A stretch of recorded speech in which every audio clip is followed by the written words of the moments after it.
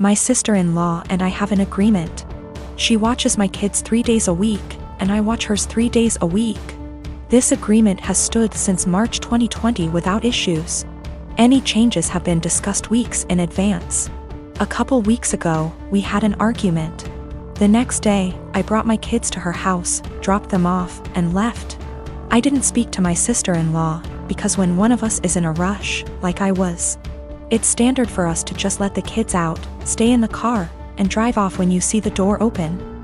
I drove to work, about 40 minutes away. When I got there, I had about 20 missed calls, and even more texts, all from my sister-in-law, all saying she didn't want to watch the kids given our argument. Her first text arrived a little before I got to her place, but I didn't see it until I got to work because my phone is always on silent when I drive. I rang her, said I'll arrange to work from home, then come get the kids. She said I have 45 minutes to get back to her place or she would call the police. I told my supervisor the situation, and she said I could leave after I did a few things. This delayed me 20 minutes. When I got back to my sister-in-law's, just over an hour later, she said she'd already called the police when the 45 minutes ran out. I then had to stick around long enough to tell the officer that I didn't abandon my children, there was just a communication issue. Sister-in-law and I had another shouting match later over this. I arranged other childcare for my kids and I've been mostly ignoring her since. However, she reached out and apologized, and has asked if I'd be willing to go back to the old childcare arrangement. I work with kids. If I got child abandonment on my record, I would never work in my field again, which she knew. And her calling the police was a massive overreaction, so if she needs a babysitter she can go whistle for all I care. She said that if I checked my phone, talked to her that morning, or came back when I was supposed to, she would not have needed to call the police, and I did this to myself. As she gave me a warning with that first text and I could have checked my phone or spoken to her directly when I got to her place. All of which she says she would have done if she were in my position, given that we'd argued the night before. I've told her that if she thinks I'm babysitting for her, she's delusional, and she's on her own. Because of my refusal, it's looking like she may have to quit her job because my brother and her would pay more for a babysitter than they would earn from her working. My mother and brother have both called me an arsehole because there were no consequences to her calling the police, and that while she overreacted, she's apologized, so if I really forgive her, I'll let us move on.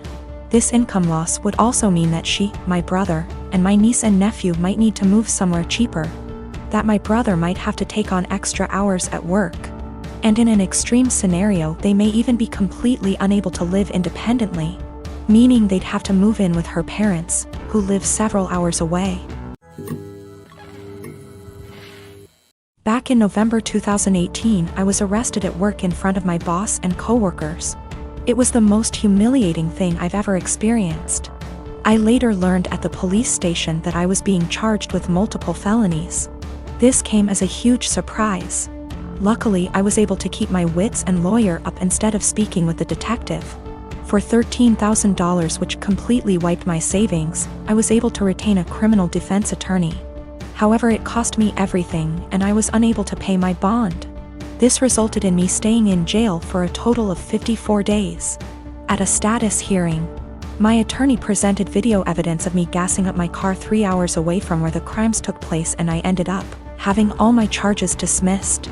When I finally got out, I learned that I had lost my job, was in the process of being evicted, and my son was in the state's care. His mother is a heroin addict, and I haven't spoken to my own parents in nearly 15 years.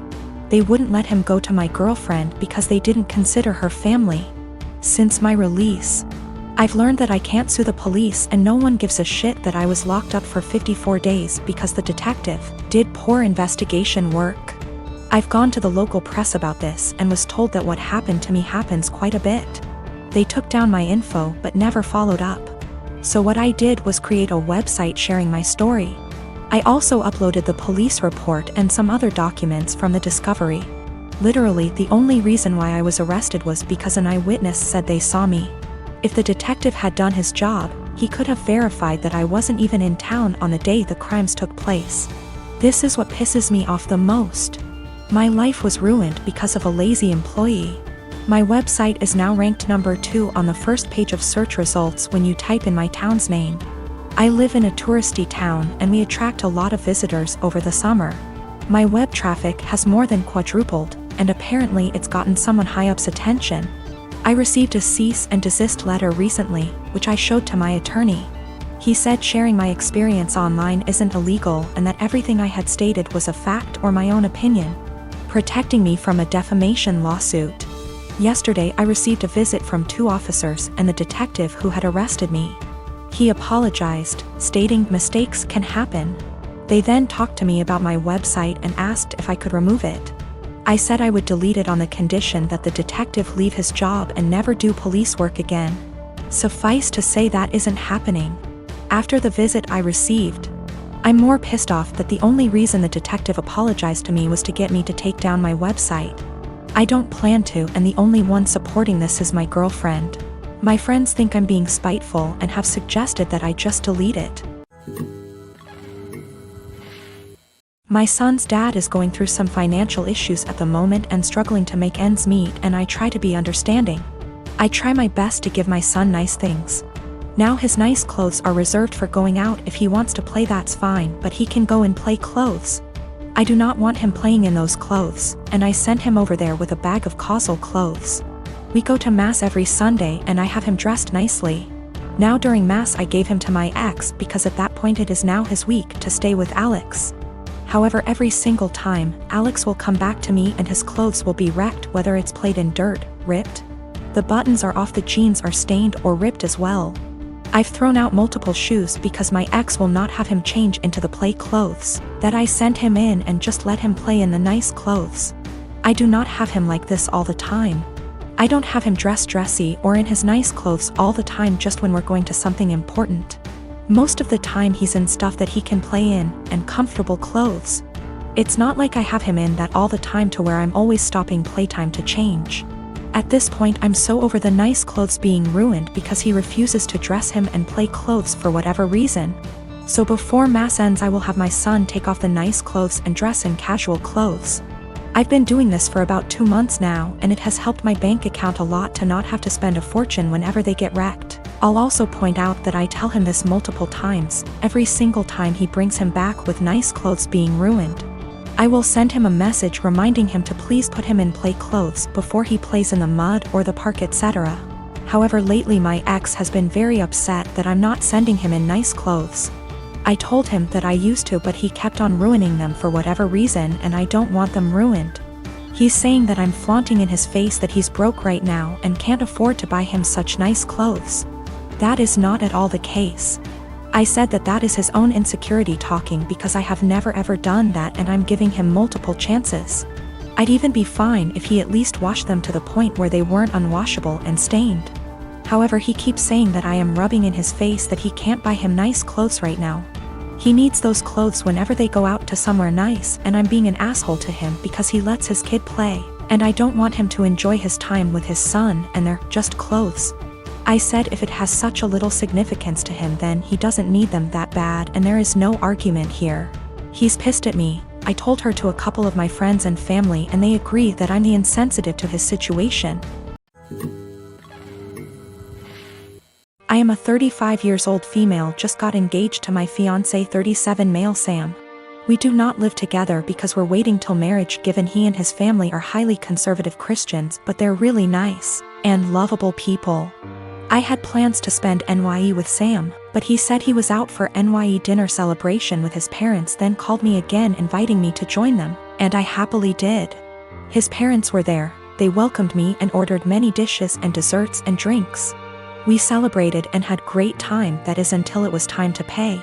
I pulled my wallet out of my bag, letting them know that we'll split the check between us. Sam mumbled, "No, you don't have to, we invited you," but I insisted. He and his parents then stared at me. I asked what was wrong, and both mother-in-law and father-in-law said they didn't have money on them. I was shocked. I turned to Sam and he said he too forgot his wallet at home and didn't bring enough money to cover even on round of drinks. His dad then laughed nervously. "Right, so guess we should let the doctor pay." I was taken aback. I said, "I'm sorry, but no, this is just so much money to spend on one dinner by myself, and I didn't think I was expected to pay the entire bill." Sam said I should pay and he'd pay me back later, but I said no since I know he will have to get a job to pay that much money. I said I'm sorry, but this isn't the first time I've been put in this situation by him and family, where I'm expected to rescue them after they somehow forgot their wallets and expect bothers to pay hundreds for their extravagant dinner. I told them I'll only pay for what I had and that's it. He and his parents were shocked. They started arguing about how I have the potential to pay right there and then, but I was acting as if they were strangers, not family. But that doesn't mean I'm obligated to pay. How could someone go out to a fancy restaurant, order so many dishes, desserts and drinks without bringing money? Sam begged that I just do it and call it a night, but I refused. The argument got heated, then I got up and walked out. Sam called later at 2 a.m. basically yelling that I ruined NYE celebration and made his parents suffer. Because I refused to pay the entire bill, AMD instead acted selfishly and paid only for myself, after they were gracious enough to invite me. I told him how unfair it was for me to pay. Even if I have a good salary doesn't mean I want to spend it all on fancy dinner. He didn't reply, he just said he'll pray that my parents will let this go, and not resent me after I basically damaged the relationship with them. I felt awful thinking I should have covered the bill instead of leaving.